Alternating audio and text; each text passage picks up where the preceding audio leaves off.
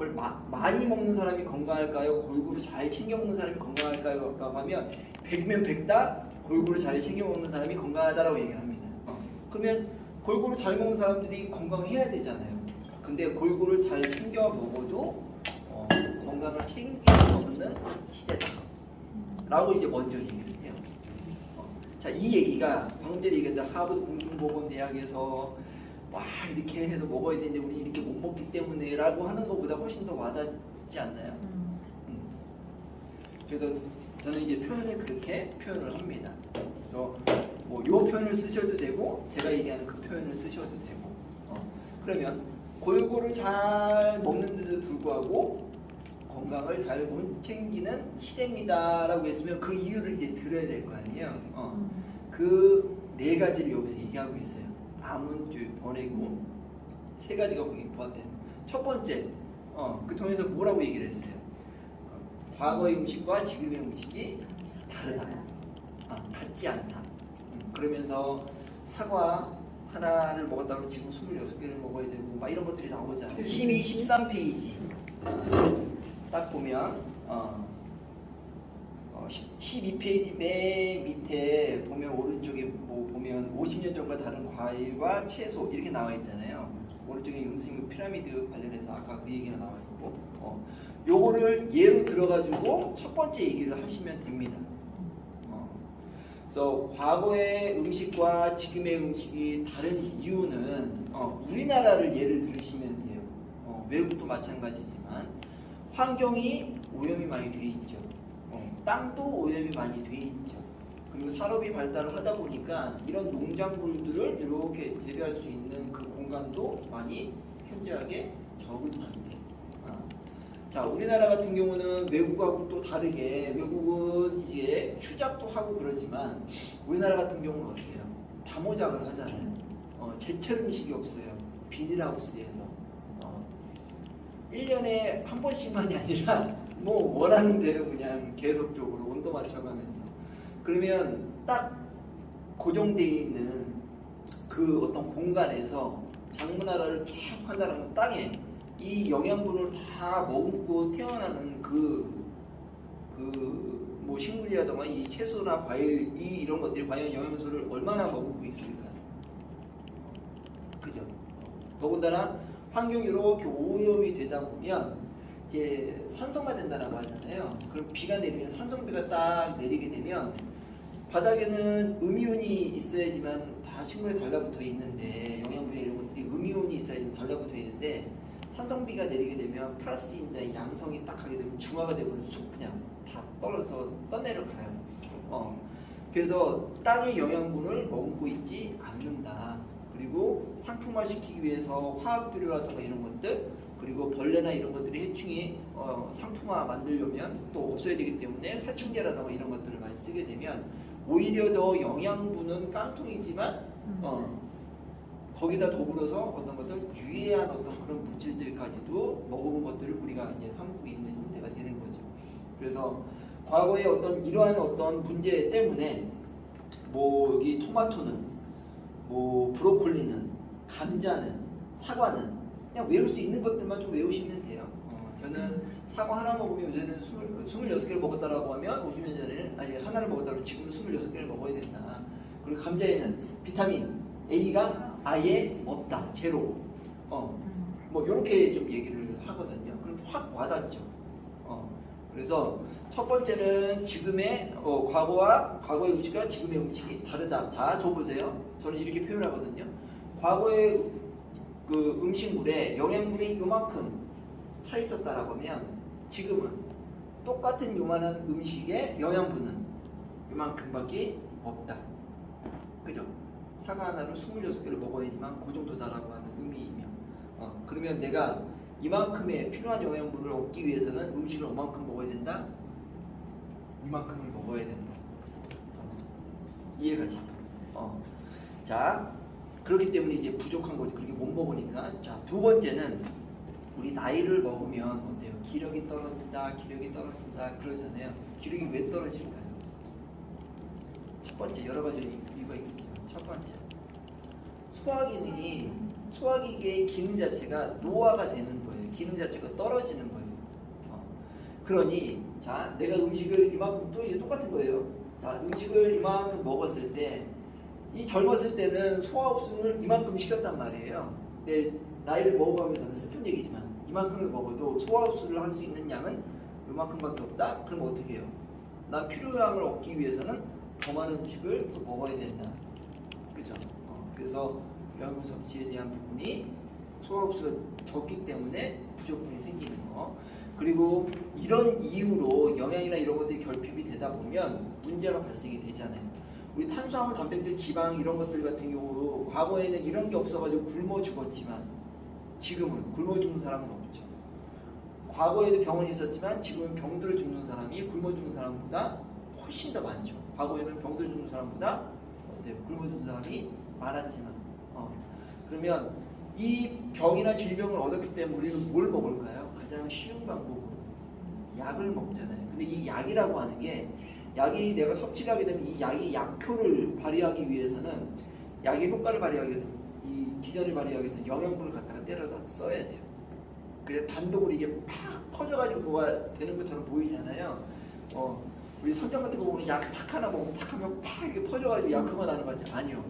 얘가 작용을 하려면 영양분을 반대로 이렇게 끌어다가 써야 돼요. 그래야지만 약효가 발휘가 돼요. 그러면 여기저기 있었던 영양분이 어때요? 약을 먹게 되면 그것들이 다 약의 효과를 위해서 갖다가 쓰기 때문에 부족분이 생긴다 안 생긴다? 생긴다. 손의 영양에 대한 부족이 좀 생기는 거죠. 그리고 마지막으로 암. 세포가 변이할 수밖에 없는 그런 상황이 됐잖아요. 그죠? 이 활성산소라고 하는 이 주범, 이 활성산소가 이 세포의 세포막을 뚫고 들어가서 세포 핵 안에 있는 DNA를 건드리게 되면 변형된 세포를 만들어내고 우리가 변형된 세포가 우리가 얘기하는 암세포.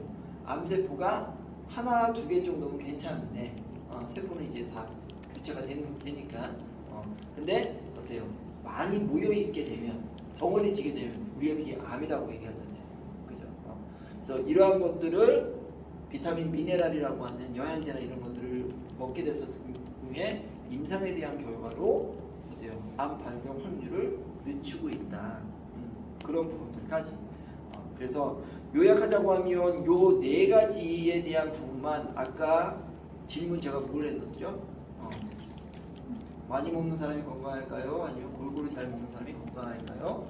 근데 골고루 잘 먹음에도 불구하고 건강을 못 챙겨주는 이유가 있습니다. 그 이유는 첫 번째, 과거 음식과 지금 음식이 같지 않기 때문에. 과거 음식보다 지금의 음식은 어때요? 영양분이 현저하게 적게 담겨있기 때문에. 두 번째는 나이를 먹어감에 있어가지고 소화흡수가 떨어지기 때문에 먹어도 소화흡수하는 양 자체가 적을 수밖에 없기 때문에 부족분이 생기는 거고. 세 번째는 그런 이유 때문에 약을 하나씩 먹고 한두 개씩 먹게 되면 오히려 그 약이 약효를 발휘하기 위해서 내 몸에 있는 영양분을 갖다가 쓰기 때문에 또 부족분이 생긴다. 그래서 이러한 이유 때문에 추가적으로 얘기하자면 또 암에 대해서 우리는 다 걱정하고 위험에 빠져 있는데 이 암에 대한 부분을 발병 확률을 늦출 수 있는 그런 이유에서도 이 종합영양제를 먹어야 된다라고 이제 설명을 해주시는 게 아주 심플한 방법이에요. 자, 지금 제가 요약하자면 해서 질문 다시 하고 이렇게 얘기했었던 건 1분도 채 안 걸리는 걸로 제가 알고 있거든요. 이게 심플하게 영양제를 왜 먹어야 되는지에 대한 설명인 거예요. 제가 설명을 했지만 다시 요약해서 얘기한 거는 1분 정도. 이 정도면 어때요? 심플하게 영양제를 왜 먹어야 되는지에 대한 얘기할 수 있겠죠. 여기에 여러분들이 뭔가 내가 느꼈던 어떤 그런 것들이 있다라고 하면 하나씩 탁탁 넣어서 얘기하시면 편하실 거예요. 그래서 그 동영상에 보시면 그래서 종합영양제를 먹어야 되는데 종합영양제가 다 같지 않으니 어떠한 영양제를 선택하는 게 좋다라고 여기서 박사가 얘기하는 내용들을 그 밑에 첨부를 해놨어요. 그래서 어느 한 가지 영양이 아닌 다양한 영양을 먹어야 되고 그 한 가지 영양이 상대적으로 많이 먹었을 경우에는 다른 영양을 감소시킨다. 대표적인 게 칼슘과 마그네슘, 구리, 아연 이런 것들이 가장 대표적인 거죠. 그래서 칼슘과 마그네슘은 1대1 비율로 들어가 있지 않으면 칼슘이 만약에 2, 3 먹었을 때 마그네슘이 2, 3이 없게 되면 이게 많으면 이게 채워지지 못하니까 이게 결핍이 생기겠지. 당연히. 그죠? 그래서 그 비율에 대한 부분을 잘 맞춰야 된다. 불이하에도 1대10에 대한 비율을 잘 맞춰야 되고, 그래서 종합영양제도 그렇게 맞추는 게 되게 중요하고, 아까 말씀드렸다시피 먹는 것도 어떤 걸 먹는 것도 중요하지만 어떤 것들을 먹지 말아야 된다라고 하는 것도 되게 중요한데, 영양제에도 필요한 성분이 있고 필요 없는 성분들이 있어요. 그래 있으면 안 되는 성분들, 대표적인 게 비타민 A하고 철분이에요. 비타민 A 같은 경우는 베타카로틴이라고 하는 걸로 드시면 되지만, 요새 분들은 또 몸에 그 베타카로틴을 비타민 A로 이렇게 바꿀 수 있는 능력이 없는 사람들이 현저하게 많이 늘었기 때문에 비타민 A도 어느 정도는 드셔야 돼요. 그래서 그 수치가 권장량 수치의 60% 미만 정도로 얘기를 하고 있습니다. 60%가 넘어가서 70%, 80%, 100% 이렇게 들어가 있다. 왜 권장량이기 때문에 100% 맞췄다라고 하면 그 비타민 A를 통해서 나타날 수 있는 부작용에 대한 부분, 과잉량에 대한 부분으로 문제가 생길 수 있다. 이 부분 잘 알고 설명하시면 좋을 것 같고, 철분 같은 경우는 일단은 종합영양제 중에 들어있으면 절대로 안 돼요. 그런 종합영양제를 만드는 어떤 지식적인 부분이 저희만도 못한 사람들이 만들고 있다, 이렇게 판단하셔도 될 것 같습니다. 철분 같은 경우는 병원 의사들이 처방해서 일정 기간 동안 그 용량 이외에 먹게 되면 간에 치명타고요. 간이 그렇게 치명타를 입게 되면 신장까지도 다 안 좋아집니다. 간하고 신장이 연결되어 있기 때문에. 그래서 이 두 가지, 그리고 비타민 E는 천연인지 아닌지, 비타민 E가 하는 역할이 많이 있어요. 피부에도 좋고 여성에도 좋고, 근데 가장 중요한 건 이 점막 쪽, 여기에 산화로부터 보호를 해주는 역할을 해요. 이 토코페롤 자체가. 자, 그러면 점막이 뭐가 있을까요? 가장 대표적인 거, 세포막. 내 몸 세포가 아닌 게 없는데 그 세포막도 다 점막이라고 보시면 되고, 또 근막 이런 것들, 세포가 다발로 이루어졌을 때 막 그런 것들을 다. 그리고 가장 여성분들 같은 경우는 자궁벽도 점막 이거잖아요. 착상을 하려면 자궁벽이 이렇게 임신하기 전에 이렇게 했다가 또 그게 교체 주기로 이제 그 생리를 하게 되면 이게 다시 또 깨끗하게 비워놨다가 또 만들어지고. 그러면 이 점막 쪽에 문제가 생기는 경우에 큰 문제가 발생이 되는 거죠. 점막 쪽, 왜? 점막은 어때요? 우리가 보면 약간 이렇게 정도가 있다고 하잖아요. 그러면 요런데 독소나 이런 것들을 많이 함유를 하게 돼 있어요. 그래서 거기에 비타민 E가 토코페롤을 잘 작용하게 되면 산화적 손상에 대한 부분으로 보호를 할 수 있다, 이렇게 보시면 될 것 같아요. 그래서 이 천연 토코페롤과 천연이 아닌 거, 합성에 대한 부분을 구분할 수 있는 방법은, 표시가 토코페롤 같은 경우는 D알파 토코페롤이냐, DL알파 토코페롤이냐, L이 들어가 있냐 안 들어가 있냐에 따라서 성분 표시에 분명하게 이거는 천연이다 아니다 이런 걸 볼 수 있어요. 그래서 합성은 비타민 E의 합성에 대한 부분이 현저하게 떨어집니다. 우리가 생각하는 것 이상으로 떨어지고 그냥 제로에 가깝다고 보시면 돼요. 근데 천연 같은 경우 D알파 토코페롤은 그거 그대로 작용을 다 할 수 있어요.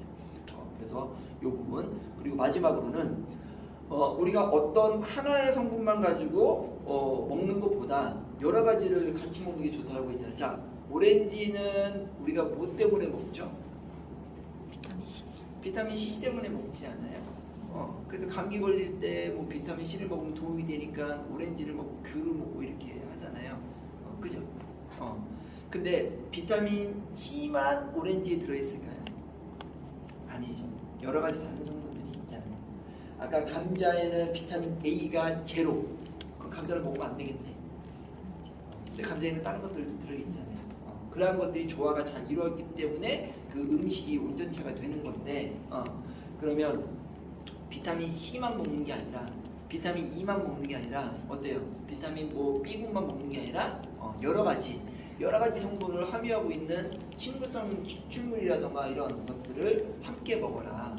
특히 다양한 파이토케미컬이 들어있는 성분들을 함께 먹어라. 들어가 있는 영양제를 먹어라. 이렇게 얘기를 하고 있어요. 파이토케미컬이 뭔지 아시죠?